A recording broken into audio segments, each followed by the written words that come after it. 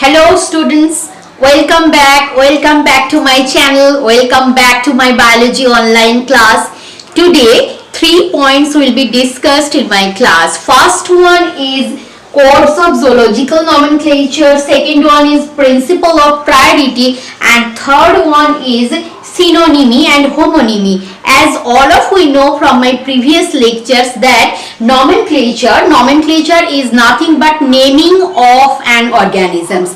It is a science to provide distinct and proper name of an organism so that it can easily be distinguished and recognized from others. Okay, so this is target of nomenclature. And when a newborn baby is born in your family, all of your family members, the parents of that child will give him or her a name, and later the name will become the child's identity. Like this, an organisms, maybe it plant, animal, bacteria, any living organisms of your surrounding have a name. We have discussed here about a specific scientific name, but every living organisms of your surrounding has its own local name or vernacular name. How it can be recognized worldwide? How one from India can describe an organisms to part of an scientist, research scholar of other country. So there should be a unity. There should be some rules of providing that name. So first of all, the target, there should be some rules for providing name of an organisms, plant, animal, any living organisms, any living organism. So first of all, Carolus Linnaeus in 1758 in his publication Systema Naturae, he first proposed binomial nomenclature system, and in that binomial nomenclature system only genus name and species name was included. So first nomenclature system was introduced by Carolus Linnaeus. There is a history.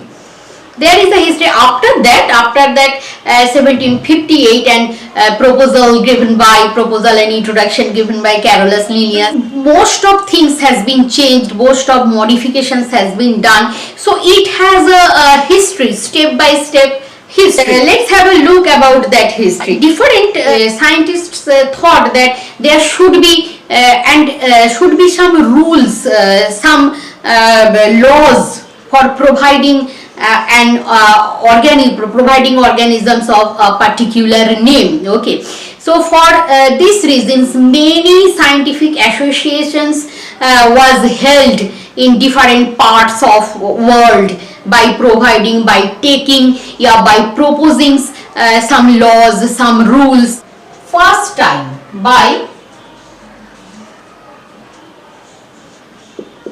binomial nomenclature, genus name and later on species name. After a long time gap, after 1758, then 1842, almost 100 years later, in England,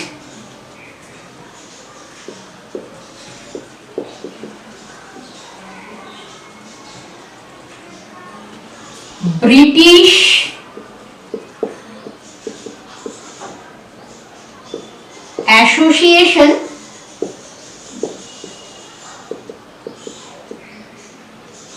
for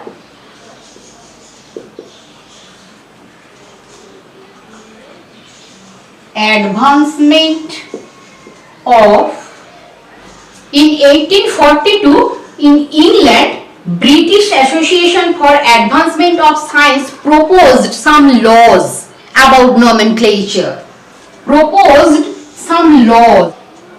In 1889,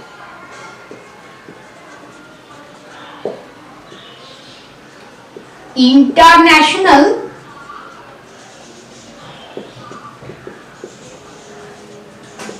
Congress Zoology. What have they done? In Paris International Congress of Zoology, what have they done? They have united so much rules. They have united so much laws. Why? Why this was needed? They have united so much rules and laws for providing a particular rules of nomenclature. Okay. So this one is very very important in 1889. After this 1889 in Berlin,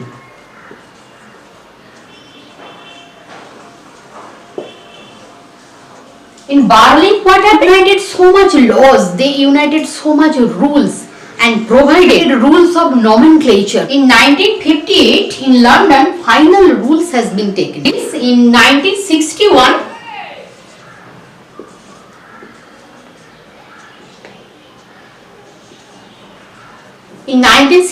what happened? Publication of all plans has been done. In 1963 in Washington, some modifications was needed and it was done. In 1964, final publication, and from that 1964 all rules that we have studied today, from that 1964 final publication. Modern nomenclature and rules have been published in this final publication 1964. We are going to discuss about that rules. And prior to discuss the rules of nomenclature, we should know about some abbreviations. First one is ICBN. First of all, ICBN we should know, and this one is very very important of 2 number questions, short types of questions. These full forms are too much important, so be careful about this spelling, be careful about this abbreviations. Okay, International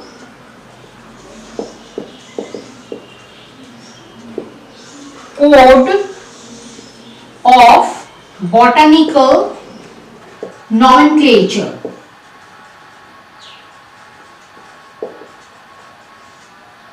NBCI, ICBN.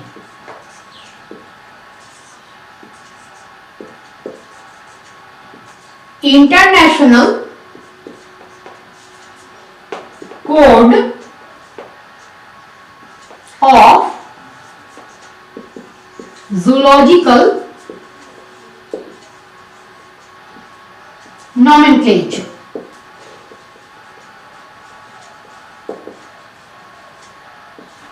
IC, International Code for Nomenclature of Bacteria.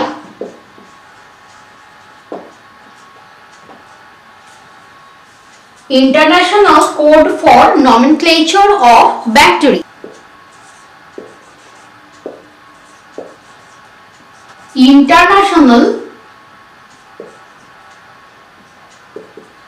Code for Nomenclature of Cultivated Plant.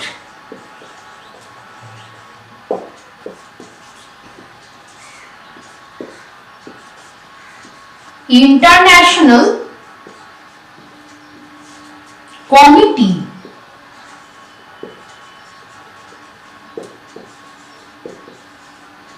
on Taxonomy of Viruses, ICTV. Let's have a look of some important rules of nomenclature. First First one, prior to 1758, by Carolus Linnaeus Systematicae 10th edition publication, no nomenclature of any organisms will be accepted. Then comes to rule number 2. Only name of the taxa will be given. All taxa is a population. Because all taxa is a population. Animal species whose name is given is the representative of one population. So this is rule number 2. Now comes to rule number 3. Level from species taxa.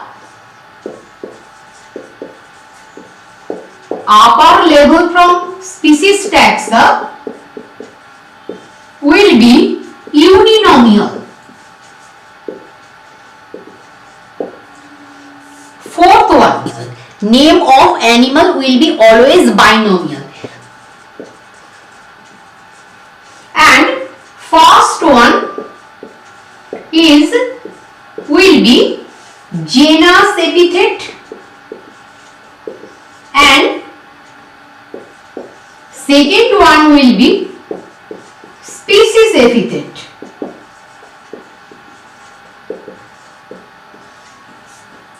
And if there is subspecies, then it will be trinomial. If subspecies are present, it will be trinomial.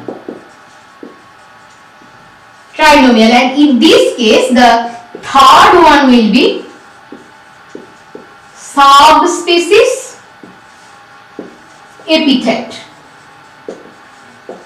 So this is rule number 4. Then come rule number 5. Scientific name will be always written in Latin language. In printed form, it will be written as in italicized form, italics, and in handwritten, underlined. Very much important conception. In printed version, it will be printed in italics, and if it is handwritten format, then it will be underlined. Genus name,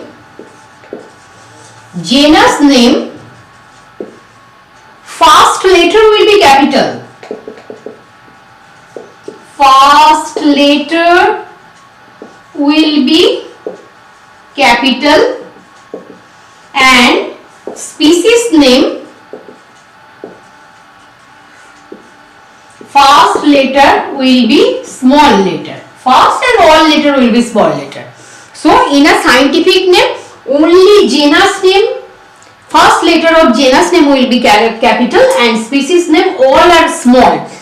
No capital word will be used in case of species name. Next rule, two genus name cannot be same. Two species name of one genus also cannot be same. Rule number 8. Genus name will be single word and will be expressed as singular form. And singular form. Rule number 9.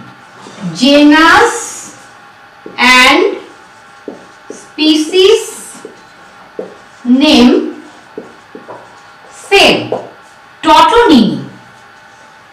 Tautonymy, important, very much important. Then rule number 10. Family name suffix IGAE, family name suffix, and subfamily name suffix INIE, IDAE, family name suffix, subfamily name suffix INAE. Rule number 11 and also point number 2, principle of priorities. When an animal have two or more names, the first one will be accepted. Discovered, identified, and given the name, that will be accepted, and rest ones will be rejected. Number 12.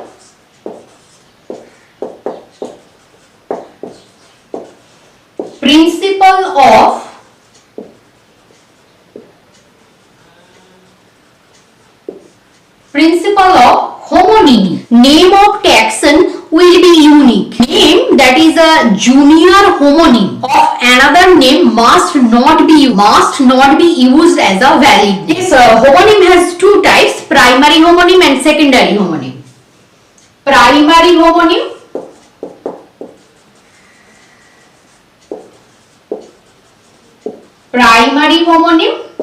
and secondary homonym means where genus and species name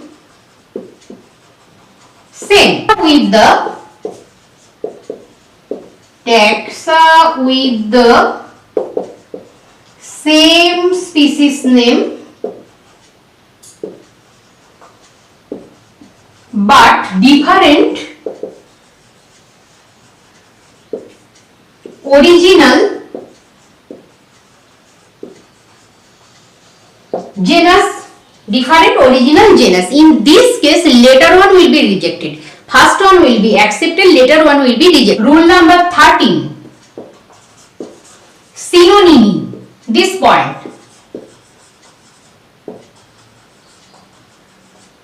Synonymy. What is synonym? One animal have more than one scientific name. More than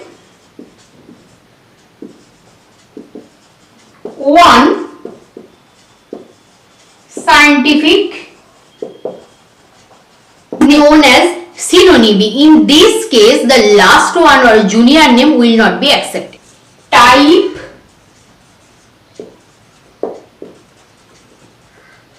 Type specimen. At the time of making nomenclature of one animal, more model animals, more than one model animal used as a sample. Specimen may be two or more. From those type specimen, single one is used for describing, and photograph of that specimen, that type specimen is taken, and one is known as holotype and another resting type specimens are called parasite. Type specimens should be conserved for future reference. Last one, changed. If scientific name of an animal is needed to be changed, then what can be done? In that case, who give the name first, name of that scientist will be written within first bracket. Means scientific name of tiger was Felis tragus. Now the scientific name of tiger is Panthera tigris. Panthera tigris, and it is written as L. L means Carolus Linnaeus scientist name. L for Linnaeus. So all of these are rules of binomial nomenclatures. ICBN recognized.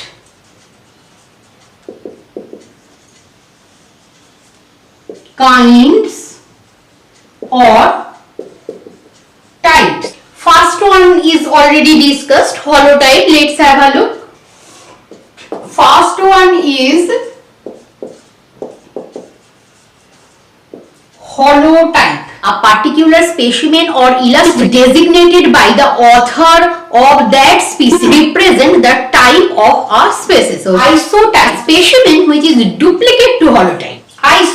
Same isotype, collected from the same time, same place, same time, and by the same person. Often the collection number is also they can be differentiated as A, B, C, etc. And the third type is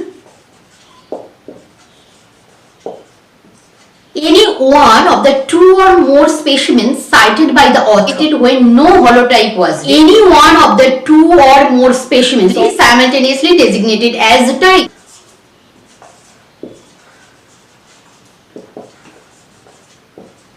A paratype is a specimen cited in a protologue, neither the holotype nor the isotype. What? Neither the holotype nor the isotype, nor one of the same types. Two two or more specimens were simultaneously designated as types.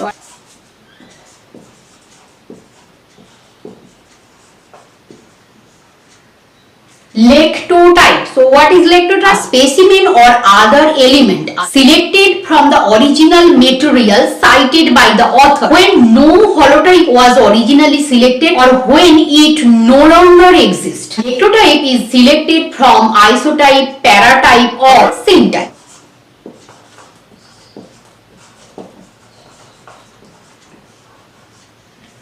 Sixth one is neotype. Neo means always new.